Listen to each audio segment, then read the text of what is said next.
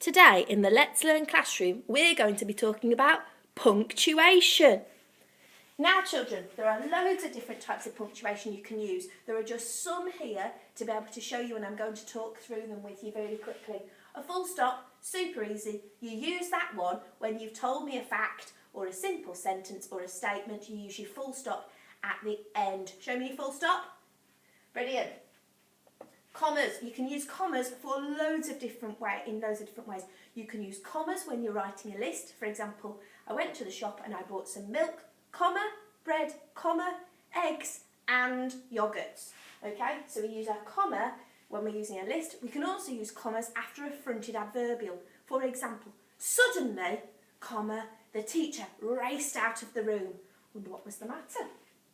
An exclamation mark we can use in different ways too. Sometimes we can use them to show that somebody is shouting or they're angry, but also we can use them in our exclamation sentences which tell me how or what is going on. So, for example, in some of the stories that you might have known, the fairy tales, it might say, "What big eyes you have!"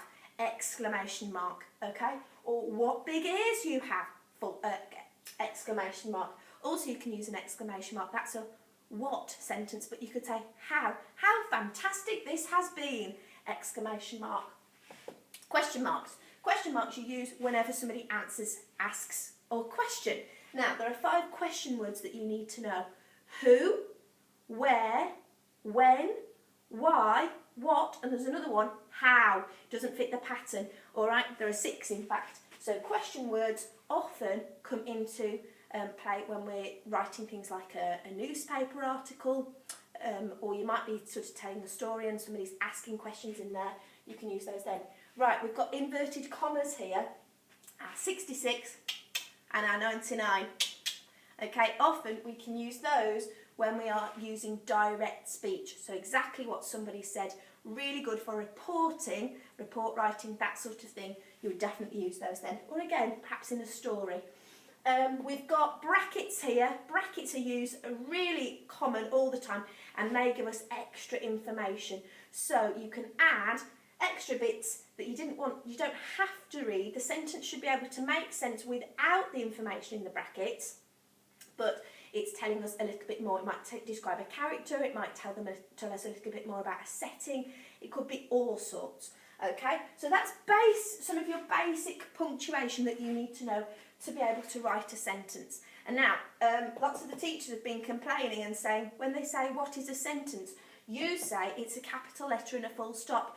No, it's not. All right, capital letters and full stops are important, but a sentence must contain a subject and a verb. We talked about verbs already. The verb is the little V on legs. If you remember, we did jumping, hopping, skipping, things like that, reading. So an activity, something that's going on, and the subject is what we're talking about.